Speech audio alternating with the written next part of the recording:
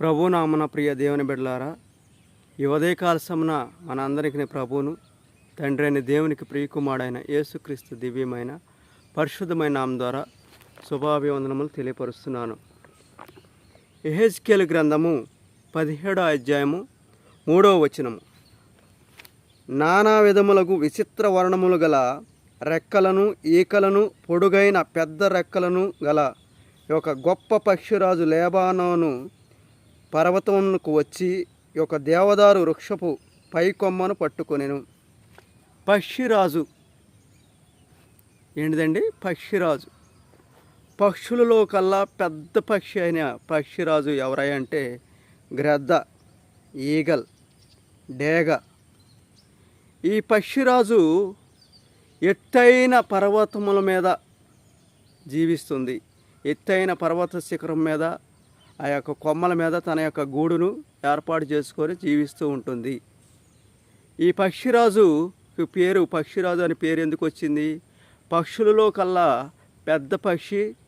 అదేవిధంగా వేటలో చాలా చురుకైనటువంటి పక్షి ఏదైనా ఉందా అంటే ఈ పక్షిరాజు, ఈ గ్రద్ద, ఈ ఈగలే. 2వ వచనము. దాని యొక్క గూడు ఎంత ఎత్తులో కట్టుకుంటుందన్న విషయాన్ని ఓబద్య గ్రంథంలో తెలియపరుస్తున్నాడు ప్రవక్త. ఓబద్య గ్రంథము 1వ అధ్యాయము 4వ వచనం. పక్షిరాజు గూడంత ఎత్తైన నివాసము. ఎత్తైన నివాసము. పక్షిరాజు యొక్క గూడు, తన నివాసాన్ని, ఆ యొక్క గూడును ఎక్కడ కట్టుకుంటుంది? చాలా ఎత్తైన ప్రదేశంలో కట్టుకుంటుంది. కొండ మీద, ఆ యొక్క పర్వతం యొక్క కొండ మీద ఉన్నటువంటి చెట్ల మీద ఎత్తైన ప్రాంతంలో కట్టుకుంటుంది. అదేవిధంగా ఆ పక్షిరాజు ఎన్ని గుడ్లు పెడుతుంది? సుమారుగా ఒక ఆడపక్షి వచ్చి 3-4 గుడ్లు పెడుతుంది. ఆ యొక్క పక్షిరాజు ఎన్ని సంవత్సరాలు జీవిస్తుంది? 70 సంవత్సరాలు జీవిస్తుంది. 70 సంవత్సరాలు జీవించేటట్టు తన జీవిత కాలంలో 40 సంవత్సరాలు వచ్చేసరికి తనకు ఉన్నటువంటి శరీర ఆకృతి పెరిగిపోయి, ఆ యొక్క ఏకలో శరీరం పెరిగిపోయి, తనకున్నటువంటి ముక్కు ద్వారా ఆహారం తీసుకునేటట్టు ఆ నోటు ద్వారా తీసుకోవడానికి ఆ ముక్కు సహకరిస్తుంది వేటప్పుడు. ఆ ముక్కు పెరిగిపోయి కాలు గోళ్ళు పెరిగిపోతాయి. అయితే ఈ పక్షిరాజు అప్పుడు ఏం చేస్తుంది అన్న విషయాన్ని, అదేవిధంగా తనకు పుట్టినట్టు పిల్లలకు కూడా విద్యను నేర్పడానికి, వేటను నేర్పడానికి, వాటి కాళ్ళ మీద అవి జీవించాలి అని చెప్పి ఆ పక్షిరాజు ఒక గొప్ప పని చేస్తుంది. ఏం పని చేస్తుందో తెలుసండి? తనకు కలిగినటువంటి ఆ పిల్లలను 35 రోజులకి ఆ పిల్లల పెద్ద అయిన తర్వాత కనీసం తను గుడ్ల మీద పొదుగు కాలము 1 రోజులు. 1 రోజులకి తనకు పిల్లలు ఆ గుడ్లలో నుండి బయటకు వస్తాయి. వచ్చిన పిదప దాని యొక్క పిల్లలు 15 రోజులకి 2 నెలల కాలానికి ఒక రెక్కలు తగిలించుకొని జీవించడానికి అనుకూలంగా, ఎగరటానికి అనుకూలంగా ఉన్నటువంటి తన పిల్లలను రెక్కల మీద వేసుకొని బాగా ఎత్తైన ప్రాంతానికి, ఆకాశంలో ఉన్న ఎత్తైన ప్రాంతానికి తన రెక్కల మీద తీసుకొని వెళ్ళి ఆ రెక్కల మీద ఉన్నటువంటి పిల్లలను ఒక్కసారిగా విదలాయించి వదిలేస్తుంది. వదిలేసినప్పుడు ఆ పిల్లలకు ఒకటే, బ్రతకటమా సావడమా. బ్రతకాలంటే తనకున్నటువంటి రెక్కలను వినియోగించుకొని ఆ రెక్కలను ఆడించుకొని ఎగరాలి, లేకుంటే ఎగరపోతే చచ్చిపోతాయి. కాబట్టి ఆ పక్షులకి, ఆ పిల్ల పక్షులకి బ్రతకటం, ఏ విధమైనటువంటి జీవితాన్ని కొనసాగించాలి, ఎలా బ్రతకాలి, జీవితంలో పోరాటాన్ని ఎదుర్కోవాలనే విషయాన్ని ముందుగానే తన పిల్లలకు నేర్పడం మొదలు పెడుతుంది ఈ పక్షిరాజు. ద్వితీయోపదేశకాండము 32వ అధ్యాయము 11వ వచనం. పక్షిరాజు తన గూడును లేపి తన రెక్కల మీద మోసి వేరొక చోటుకి చేర్చును, అలాగే యెహోవా తన బిడ్డలను మోయిస్తున్నాడు. ఏం చేస్తుందండి? పక్షిరాజు తన గూడును లేపి ఆ పిల్లలను రెక్కల మీద మోసుకొని ఎత్తైన ప్రాంతానికి తీసుకొని వెళ్ళి అక్కడ వదిలిపెడితే ఆ పిల్ల పక్షులు ఎగిరి తన జీవితాన్ని ప్రారంభిస్తాయి, బ్రతకడము. అదేవిధంగా తండ్రి అయిన యెహోవా దేవుడు కూడా ఇశ్రాయేల్ ప్రజలను మోసాడు. ఎన్ని సంవత్సరాలు మోసాడు? 40 సంవత్సరాలు. 40 సంవత్సరాలు రాత్రుళ్ళు, 40 సంవత్సరాలు పగుళ్ళు పగలేమో మేఘస్తంభంలో ఎండ దెబ్బ తగలకుండా, రాత్రేమో అగ్నిస్తంభంలో వెలుగు కనపడు నిమిత్తము అగ్ని ద్వారా నడిపించాడు కానాను ప్రదేశానికి, పాలు తేనెలు ప్రవేశించేటువంటి ఆ దేశంలోనికి. 430 సంవత్సరాలు ఐగుప్తు ఫరో యొక్క బానిసత్వంలో జీవించినటువంటి ఇశ్రాయేలు జనాంగము తండ్రి అయిన దేవుణ్ణి చాలా ఇసికించారు. యెహోవా దేవుణ్ణి మోషే ద్వారా. మోషేనైతే చాలా ఇసికించారు. మాకు నీళ్లు కావాలన్నారు, ఆహారం కావాలన్నారు, మాకు మాంసం కావాలన్నారు. అయితే మోషే ఒకానొక సందర్భంలో మోషేతో తండ్రి అయిన యెహోవా దేవుడు వీరు నీళ్లు అడుగుతున్నారంటే ఆ బండను రాయి కర్రతో కొట్టు అంటే ఆ కొట్టినప్పుడు ఆ బండ నుండి నీళ్ళు వచ్చాయి, తాగారు. తర్వాత రెండోసారి మోషే ఆ బండతో మాట్లాడు, ఆ బండ నుండి నీళ్ళు వస్తాయి, వాళ్ళు తాగుతారు అన్నప్పుడు ఆయన ఏం చేశాడు, వాళ్ళు ఇసికించేటట్టు ఇసికింపుకి తట్టుకోలేక ఒక్కసారి తాగి ఇది అవ్వండి అని చెప్పేసి ఆ కర్రతో మాట్లాడమంటే కర్రతో బండను కొట్టాడు. వెంటనే తండ్రి యెహోవా దేవుడు మోషే, నా జనులు, నా ప్రజలు, నా బిడ్డల ఎదుట నా యొక్క నామాన్ని అపవిత్రపరిచావు అని చెప్పి నీవు పాలు తేనెలు ప్రవహించేటటువంటి దేశంలోనికి ప్రవేశించవు అని మోషేని శపించాడు. అయ్యా నేను చేసిన తప్పే అన్నప్పుడు దూరం నుండి మోషేకి ఆ పాలు తేనెలు ప్రవహించేటువంటి కానాను దేశాన్ని చూపించాడు, కానీ అందులోనికి ప్రవేశపెట్టలేదు మోషేను. కాబట్టి అన్ని సంవత్సరాలు యెహోవా దేవుడు ఇశ్రాయేలు ప్రజలను పక్షిరాజు వలె మోసాడు అని గ్రంథకర్త తెలియపరుస్తున్నాడు.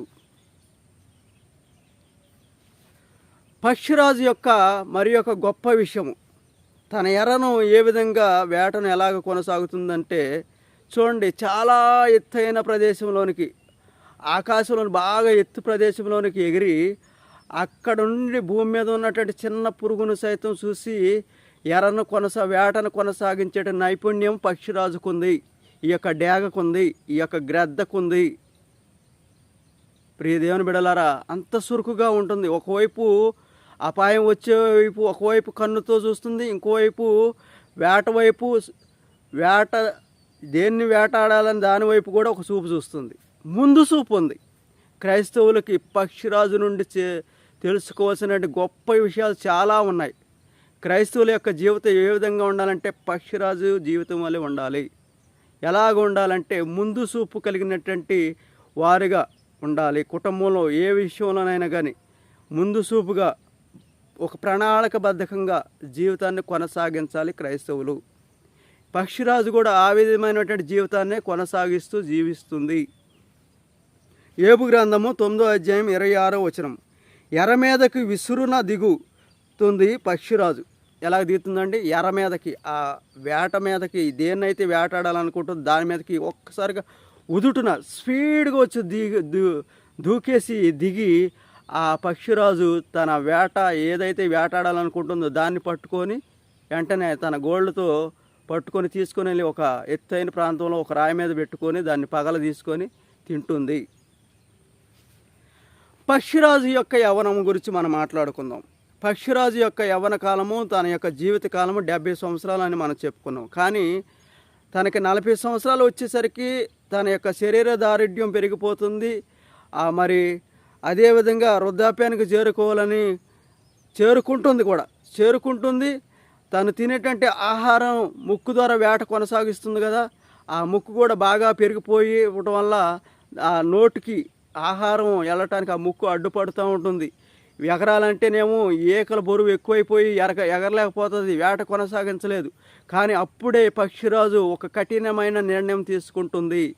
ఎలాగో తీసుకుంటుందంటే ఒక ఎత్తైన ప్రదేశానికి వెళ్ళి ఏం చేస్తుంది, ఒక కొండ మీద కూర్చొని తన యొక్క ముక్కును ఆ యొక్క రాయి మీద పెట్టి టక అని కొట్టుకొని ఆ ముక్కును రాలగొట్టుకొని రక్తం గారుతున్నా కానీ బాధ వేస్తున్నా కానీ ఆ ముక్కు తనకు ఆహారం వేటాడడానికి కానీ మరి ఆహారం తినడానికి కానీ అడ్డుగా ఉందని చెప్పేసి ఆ ముక్కును రాలగొట్టుకుంటుంది. ఆ ప్లేస్లో కొత్త ముక్కు రావడానికి అవకాశం ఉందని చెప్పేసి ఆ యొక్క ముక్కును రాలగొట్టుకొని కొత్త ముక్కును రప్పించుకునే ప్రయత్నం చేస్తుంది ఈ పక్షిరాజు.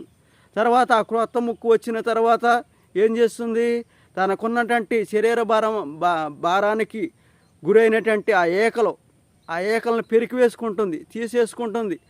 ఆ ఏకల ప్లేస్లో కొత్త ఏకలు వస్తాయి. కాలి గోళ్ళను కూడా రాలగొట్టేసుకుంటుంది. తర్వాత 40 సంవత్సరాలు జీవించేటువంటి పక్షిరాజు ఇంకొక 30 సంవత్సరాలకు తన జీవితాన్ని ఎక్స్టెన్షన్ చేసుకుంటుంది, పొడిగించుకుంటుంది. ఎంత గొప్ప లక్షణం అండి. క్రైస్తవులు కూడా వృద్ధాప్యానికి చేరుకున్న తర్వాత మన జీవితం అయిపోయిందని బాధపడుతుంటారు. నీ ప్రయత్నం నువ్వు చేసుకోవాలి. నీ యొక్క పని నువ్వు కనీసం నీ యొక్క పర్సనల్ పని చేసుకోవడానికైనా నువ్వు సహకరించినట్టు శరీరంతో నువ్వు పోరాడాలి. క్రైస్తవ జీవితం అంటేనే పోరాటం. అందుకని అపోస్తలుడైన పౌలు గారు అంటారు, బ్రతుకుట క్రీస్తు కొరకే, సావైతే లాభమే కదా. ఎంత చక్కని మాట అండి. పక్షిరాజు ఒకటే నిర్ణయించుకుంది, బ్రతికితే ఇంకో 30 సంవత్సరాల జీవితం నా ముందు ఉంది. బ్రతకాలంటే తన యొక్క ముక్కుకున్నటువంటి ఆ ముక్కు గోరును ఏం చేసుకుంది, రాలగొట్టుకుంది. తన ఏకలను పెరికేసుకుంది. తన కాళ్ళకున్నటువంటి గోళ్ళను కూడా రాలగొట్టుకుంది. 40 సంవత్సరాల నుండి ఇంకో 30 సంవత్సరాలు ఎగస్ట్రా బతికింది. కాబట్టి ప్రియ దేవుని బిడ్డలారా, ఆ విషయాన్ని కీర్తనాకారుడు తెలియపరుస్తున్నాడు. కీర్తనల గ్రంథము 103వ కీర్తన 5వ వచనం, పక్షిరాజు యవ్వనము వలె నీ యవ్వనము క్రొత్తదగుచుండునట్లు మేలుతో నీ హృదయమును తృప్తిపరుస్తున్నాను. పక్షిరాజు యవ్వనము వలె నీ యవ్వనం క్రొత్తదవ్వాలి. వృద్ధాప్యానికి చేరుతున్నా కానీ నీ మనసు ఎలాగ ఉండాలి? యవ్వనస్తుడు వలె ఉండాలి. నీ మనసు యవ్వన ప్రాయం కలిగినటువంటి యువకుని మనసు వలె నీ యొక్క మనసు ఉండాలి. అందుకని పక్షిరాజు యొక్క యవ్వనము తన యవ్వనాన్ని తాను వృద్ధిపరుచుకుంటుంది.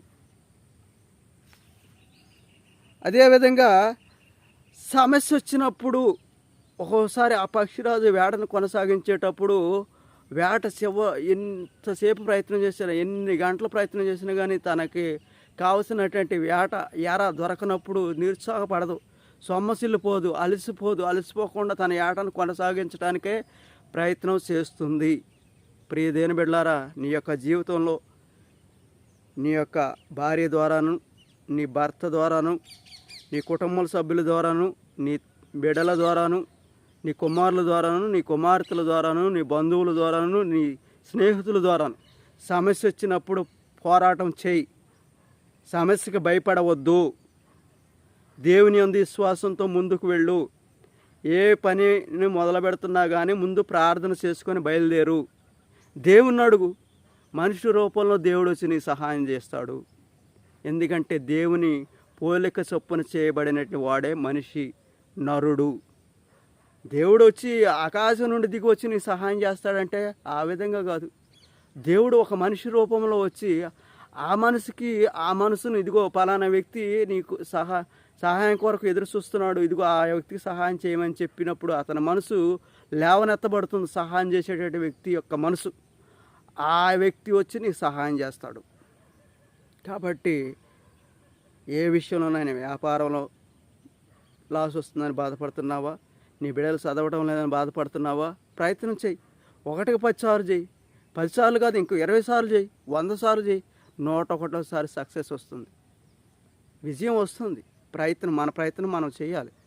కాబట్టి ఆ ప్రయత్నంలో మీరు అందరూ ముందుకు వెళ్ళాలని క్రైస్తవులుగా, ప్రతి క్రైస్తవుడు అయినటువంటి వారు ఎవరైనా కానీ, క్రైస్తవురాలు అయినటువంటి వారైనా కానీ, క్రైస్తవుడు కాకపోయినటువంటి వారైనా ఎవరైనా కానీ ఈ యొక్క మాటలు వింటున్న మీరు ప్రతి విషయానికి కుంగిపోవద్దు, అలసిపోవద్దు, సొమ్మసిల్లవద్దు అన్న విషయాన్ని కూడా గ్రంథం తెలియపరుస్తుంది.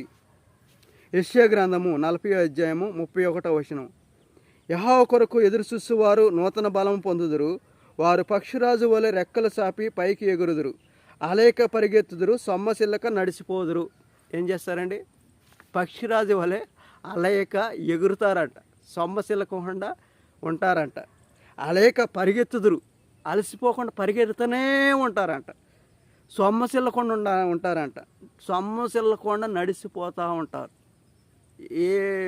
నీ జీవిత ప్రయాణంలో, నువ్వు జీవించేటువంటి జీవిత దినములలో, జీవిత సంవత్సరములలో అన్ని రోజులు నీవే కాదు సుమా.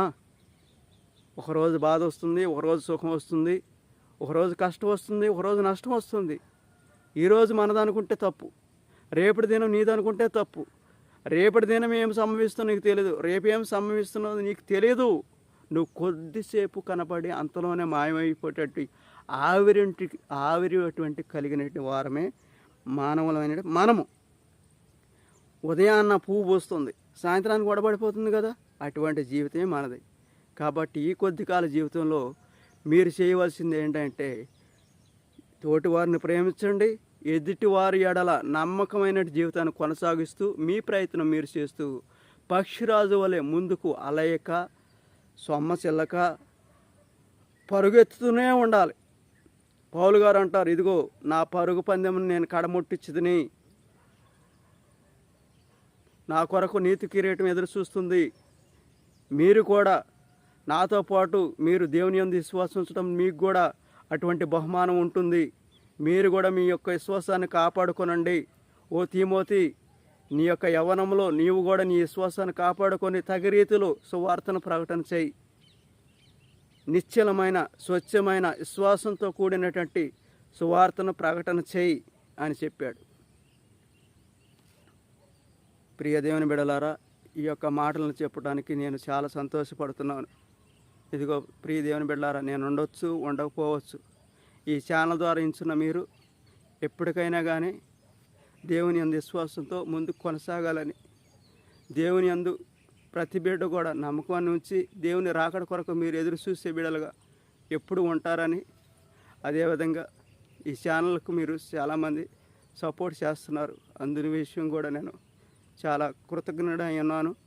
అయితే ఛానల్కి సపోర్ట్ చేయటం మీరు దేవుని మాటలకే మీరు సపోర్ట్ చేస్తున్నారన్న విషయాన్ని మీరు గుర్తుంచుకొని ఈ ఛానల్ విషయంలో అన్ని విషయాల్లో మీరే తోడుండి సహాయాన్ని అందిస్తారని యేసుక్రీస్తు దివ్యమైన పరిశుద్ధమైన నామం ద్వారా ఈ యొక్క మాటలను ముగిస్తున్నాను.